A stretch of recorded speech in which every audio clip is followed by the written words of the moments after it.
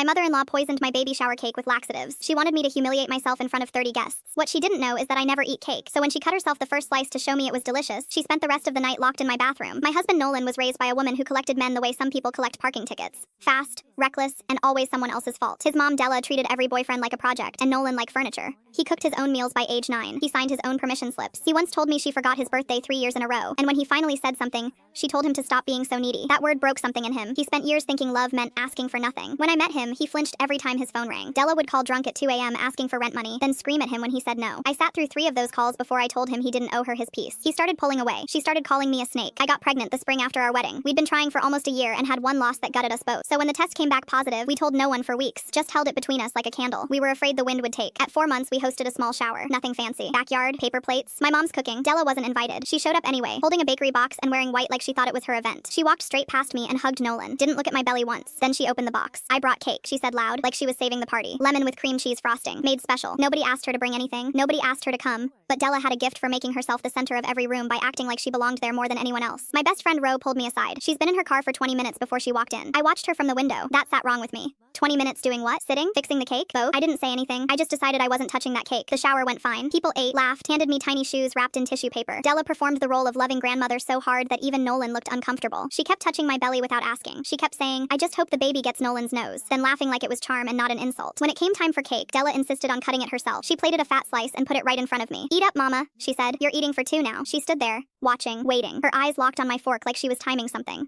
I smiled and told her I couldn't do dairy right now. Doctor's orders. It wasn't true, but it was easy. Her face flickered for half a second. Then she recovered. Oh, that's a shame, she said, her voice a little too light. I watched her next move. She grabbed my slice back, shrugged, and said, well, I'm not wasting it. She took a bite, then another. She made a show of it, moaning about how good it was, looking around like she expected applause. 20 minutes later, she was gone. Not goodbye gone. Sprint to the bathroom gone. We heard everything through the door. My mom froze mid-sentence. Ro looked at me and mouthed, the cake. Della was in there for almost 40 minutes. When she finally came out, her makeup was streaked and her white outfit wasn't white anymore in the places that mattered. She tried to laugh it off. Must be a stomach bug, she said, barely making eye contact. Nobody said a word. The silence was thick enough to sit on. That night, Ro and I cut into the leftover cake. Instinct. We found a small zip bag wedged under the bottom layer, half empty, with residue inside. I looked it up. The markings matched an over-the-counter laxative, the kind you dissolve in liquid. She'd worked it into the frosting. Not just a pinch, enough to cause serious cramping for someone 5 months pregnant. I showed Nolan. He didn't speak for a long time. Then he picked up his phone, called Della, and said 5 words. Don't contact us ever again. She started talking. He hung up. We filed a police report, not because we wanted drama, but because Della had essentially tried to drug a pregnant woman. The officer took the bag, the cake, and our statements. Della told them it was a joke. She told them I was dramatic. She told them Nolan would forgive her because he always did. He didn't. We moved 2 months before the baby came. New city, new number, no forwarding address. My daughter is 8 months old now. She has never met Della. A woman who puts chemicals in a cake meant for her pregnant daughter-in-law doesn't get to hold the baby she could have hurt. Not today. Not ever.